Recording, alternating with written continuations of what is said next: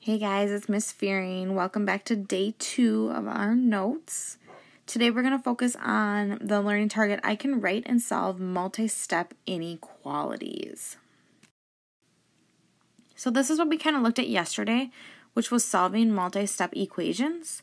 So here's what I want you to do. I want you to pause your video and I want you to try number 1 and 2 and then unpause your video and see if you got the same answers as I did.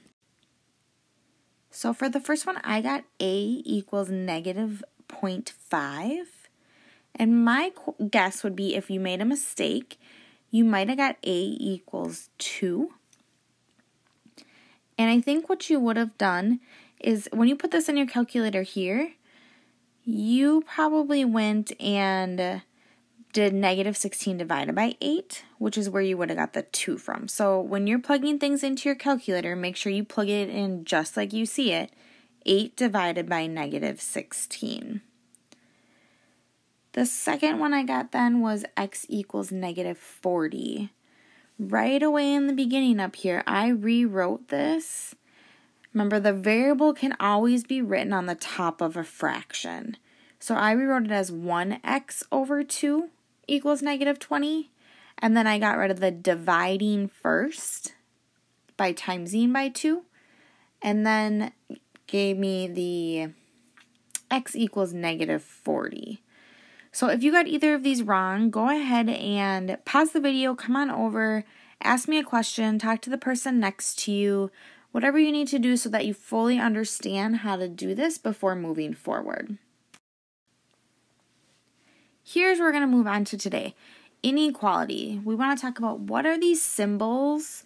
What do they mean? What words do they stand for? All of that. So when you see this inequality right here, this is my less than inequality.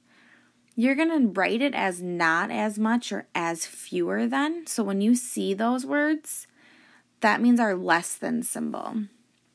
The other thing you want to keep in mind with this is when we're graphing less than, we want to make sure that the dot is an open dot and that we are going to the left.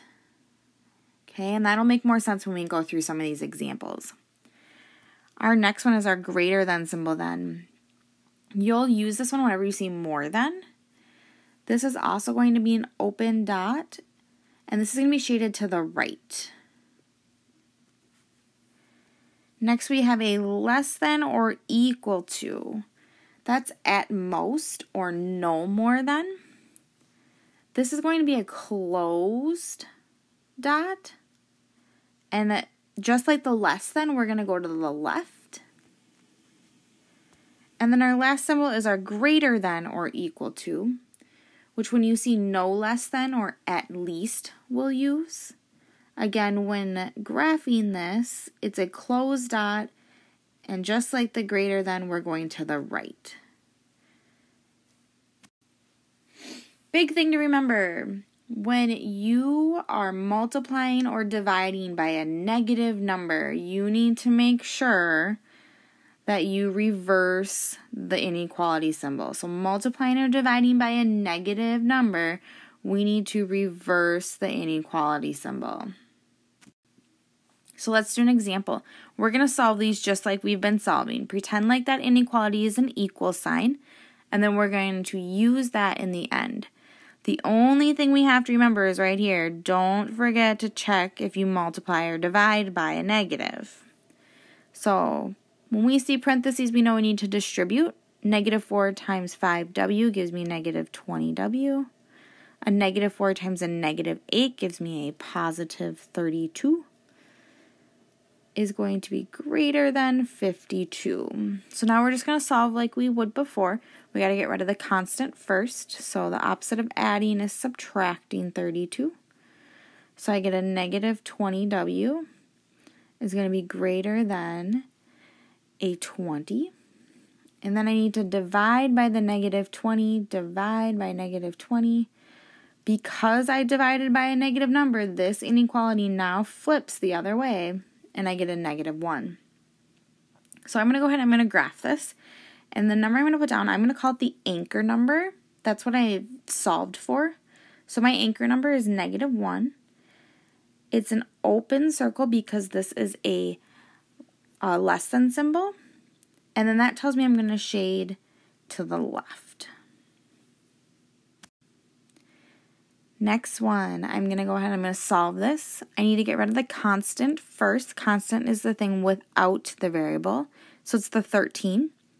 So it's a positive 13 right now. To zero it out, I need it to be a negative 13 or subtracting 13. Don't forget I'm left with a negative 4k. It has to be less than or equal to a 14.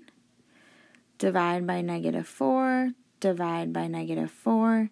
Because I divided by a negative number, I have to flip my inequality sign. I get a -3.5. So my anchor number is -3.5. The inequality here tells me that is a closed circle, so I'm going to shade the circle in. And it's a greater than, so it tells me I'm going to shade it to the right. Problem number 5. I needed to get my x's all to one side because the issue I have right now is I can't solve for x when I have an x on each side. So I'm going to go ahead and I'm going to subtract 4x from both sides. So I get 9x minus 4x gives me 5x. I still have the plus 5 is greater than 15 because those canceled. So now I got to get rid of the constant, which is the adding 5. So to undo adding, we subtract 5. So I get 5x is greater than 10. I'm going to divide by 5. To undo multiplying, we divide. The 5 that I divided by, right here, this number down here, is not negative. So therefore, my sign is not going to switch. So 10 divided by 5 gives me a 2. So my anchor number is 2. It's an open circle. And the greater than symbol tells me to shade to the right. Now this one has a fraction. That's okay. We know how to deal with fractions from our video yesterday. But before we even get to that fraction, we need to get rid of the constant, which is that adding 5. So to undo that, we subtract 5, subtract 5. So I'm left with b over -3 is less than 5. To get rid of dividing by -3, we have to times it by -3. Times by -3. So those are going to cancel. I'm left with b. Remember, it said if I multiplied or divided by a negative. Well, I multiplied by a -3 here. So I have to flip my sign, and I'm going to get a -15. So anchor number is going to be -15. It's going to be open because it doesn't have the greater than symbol. Or the equal to symbol, I apologize for that. Because it's a greater than, it tells us we're going to go to the right. Some word problems here. Number 7. An amusement park charges $15 for admission and $2.50 for each ride. You go to the park with $60. We want to write and solve an inequality that represents the possible number of rides you can go on. So I'm going to go ahead and when I enter this the amusement park, I need to pay $15 no matter what. I am then going to pay $2.50 for each ride. Because I'm going for each ride, that's the thing that we're going to be playing with or moving. That's going to need the variable with it. I have a total of $60 in my pocket. So let's think about it. If I have $60 in my pocket, do I want this to be bigger than 60 or less than 60? Well, I need that to be less than or equal to because I don't want to look at them and say, oh, I don't have enough money, sorry. So now we have an inequality we're just going to solve like we've been doing. Get rid of that constant first. And I'm left with $2.50 times x has to be less than or equal to 45. Divide by 250. Divide by 250. So x, because this 250 is not negative, my inequality is going to stay the same. So as less than or equal to 18. So remember, when you have the less than symbol, we can write it as at most. 18 rides. And here's a big thing on your quiz. You need to write this at most 18 rides. A problem with words needs an answer with words. So make sure that you don't just leave it as x is less than or equal to 18. You need to write out at most 18 rides. Number 8, you have $18.50 to spend on pizza. It's going to cost you $14 plus 75 cents for each topping that you put on, taxes included. So I want to write and solve an inequality to find the maximum number of toppings on the pizza that I can buy. So no matter what, when I buy this pizza, I'm paying $14. I am then going to pay 75 cents for each topping. So that gets my variable. I have $18.50. So again, think about this. I don't want what I'm going to spend on my pizza. I don't want this side to be bigger than $18.50 because that's all I have in my pocket. So that needs to be less than or equal to $18.50. And I'm just going to solve. So get rid of the constant first. So I'm left with 0.75x has to be less than or equal to $4.50. I want to divide by 0.75. Divide by 0.75. Again, that 0.75 was positive, so I don't need to switch the sign at all. And I'm going to get x has to be less than or equal to 6. So I can have at most 6 toppings going on here. Don't forget those words again. At most 6 toppings.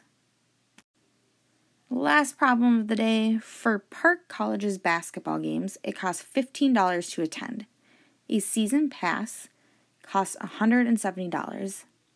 At most, how many games could you attend at the $15 price before spending more than the cost of a season pass? So, I'm looking at this as saying I have $15 I'm going to pay per game. And I want to know when those are going to be at most. So when I see at most, I'm writing less than or equal to $170. So right now I have no constant I have to get rid of. So I'm going to jump straight to the division piece because it says 15 times x right now.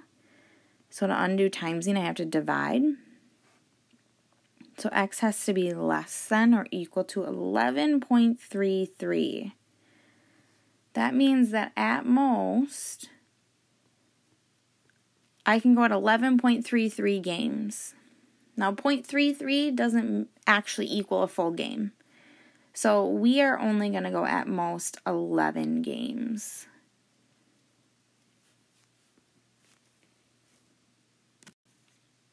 So that's the end of the video for today. Right now, you want to go ahead and complete Unit 1 Practice 2. You want to make sure that you have this done before you come to class tomorrow.